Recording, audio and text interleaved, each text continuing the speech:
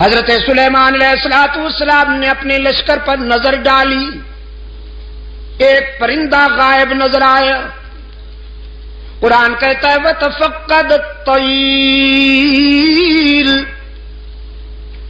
فَقَالَ مَا لِيَ لَا أَرَى الْهُدْهُدَ أَمْ كَانَ مِنَ الْغَائِبِينَ۔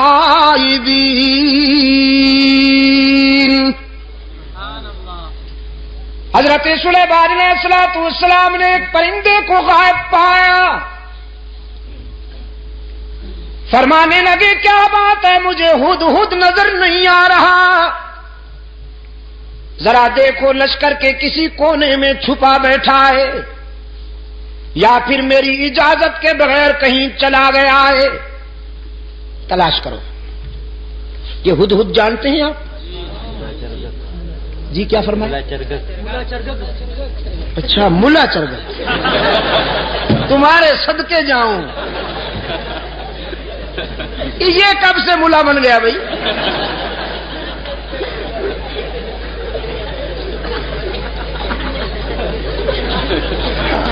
اور آپ کو یہ اتھارٹی کس نے دی ہے کہ جس پرندے کے بھی ذرا بال ادھر ادھر ہو جائیں آپ اس پہ ملا کا ٹائٹل فٹ کر دیں؟ یار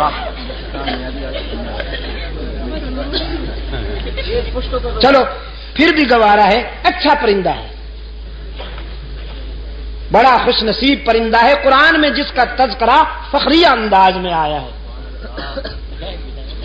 ہاں اس پر حسد کیا تھا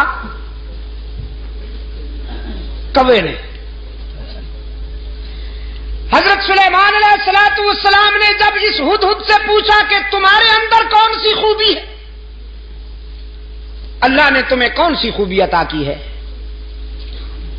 تو یہ کہنے لگا اللہ کے نبی مجھے اللہ نے یہ خوبی عطا فرمائی ہے کہ میں خشک زمین کو دیکھ کر اندازہ کر لیتا ہوں کہ پانی کتنا دور ہے، نظر میں رسائی دے دی ہے اللہ نے، خشک زمین کو دیکھ کر میں یہ اندازہ کر لیتا ہوں کہ کتنی گہرائی پہ پانی مل سکتا۔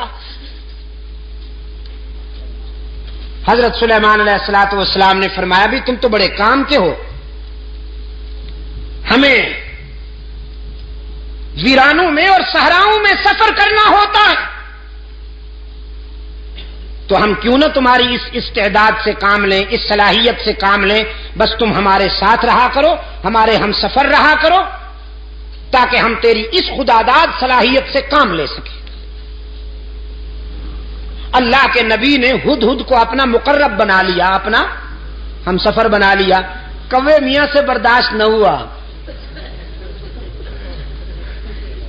یہ کوا جانتے ہیں نا آپ، کالے لباس والا مسٹر بلیکی ہی،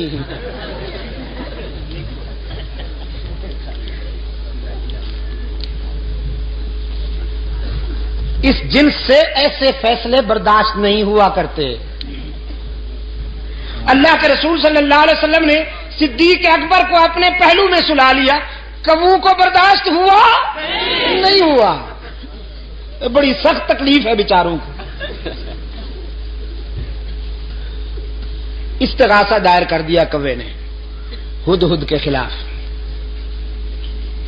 اسکینڈل بنا لیا بدبخت نے، کہنے لگا واہ جی واہ، یہ کہتا ہے کہ میں خشک زمین دیکھ کر اندازہ کر لیتا ہوں کہ پانی کتنا دور ہوگا، بالکل غلط ہے۔ میں نے کئی مرتبہ دیکھا ہے کہ یہ جال میں پھنسا ہوا پھڑک رہا ہوتا ہے، اگر اس کی نظر میں اتنی رسائی ہے کہ یہ خشک زمین دیکھ کر پانی کی گہرائی معلوم کر لیتا ہے تو جال کو کیوں نہیں دیکھ لیتا، اس میں پھنس کیوں جاتا ہے؟ عیار تو بڑے ہوتے ہیں نا، یہ لفاظ اور لسان تو بڑے ہوتے ہیں۔ اس انداز خطابت میں استغاثہ دائر کیا کہ سننے والے بھی متاثر ہوئے، کہنے لگے جی بالکل ٹھیک ہے، یہ تو بات واقعی تفصیل طلب ہے، وضاحت طلب ہے کہ اگر ہدہد پانی کی گہرائی کو دیکھ لیتا ہے تو زمین کے اوپر جو جال تنا ہوا ہوتا ہے اس کو کیوں نہیں دیکھ لیتا؟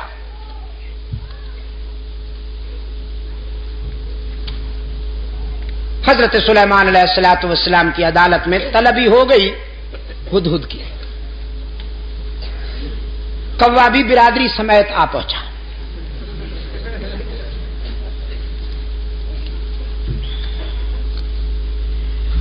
حضرت سلیمان علیہ الصلوۃ والسلام نے کوے سے کہا اپنا استغاثہ بیان کرو.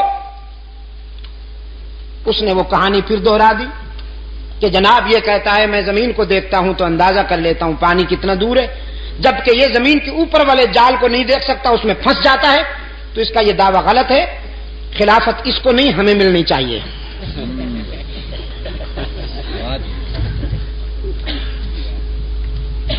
مولانا رومی رحمت اللہ علیہ نے اس سوال و جواب کو منظوم کر دیا ہے اپنی مثنوی میں.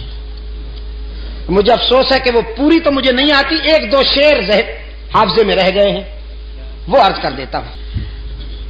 ہدہد نے جب کوے کا استغاثہ سنا تو مسکرا دیا. فرمایا زاغقو از حکم مولا منکرست،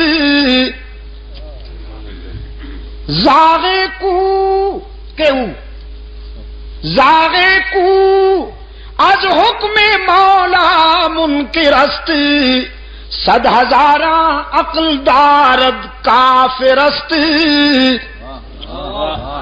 یہ کوا جو لفاظی کرتے ہوئے میرے خلاف استغاثہ لایا ہے، اصل میں یہ میری صلاحیت کا منکر نہیں، اللہ کی تقدیر کا باغی ہے.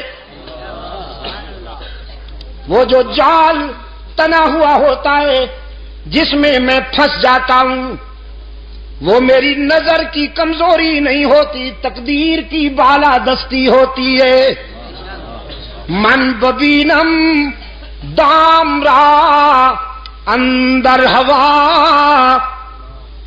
من ببینم دام را، میں ہوا کی اڑانوں میں جال کو دیکھ سکتا ہوں، لیکن تقدیر کی بالا دستی میرے شعور پہ پردے ڈال دیتی ہے. دیکھتا تو ہوں لیکن سمجھ نہیں پاتا، بالآخر جال میں پھنس جاتا ہوں. وہ میری نظر کی کمزوری نہیں ہوتی، اللہ کی تقدیر کا فیصلہ ہوتا ہے. سلیمان علیہ السلام نے فرمایا اخرج انک رجیم، دفعہ نکل جا، بکواس کی ہے تو نے. اللہ نے جب یہ استعداد عطا کی ہے تو تجھ سے برداشت کیوں نہیں ہوتی؟ کوے نے کہا جی جاتے ہیں، ناراض کیوں ہوتے ہیں؟ جاتے ہیں ناراض کیوں ہوتے ہیں؟ نکل جاؤ نا. جاتے ہیں جی. احتجاج کرنے کی تو اجازت ہے، پروٹیسٹ تو کریں ہم ذرا، تحریک تو چلائیں آپ کے اس فیصلے کے خلاف. سلیمان علیہ السلام نے فرمایا قیامت تک چیختے اور چلاتے رہو گے، تمہارا منہ بھی کالا رہے گا، تمہارا جسم بھی کالا رہے گا. حسد کے مارے ہمیشہ حسد کے اندھیروں میں ڈوبے رہتے ہیں. اللہ جنہیں اپنے فضل و کرم سے نوازے وہ پیغمبر کے پہلو میں سوتے رہتے ہیں.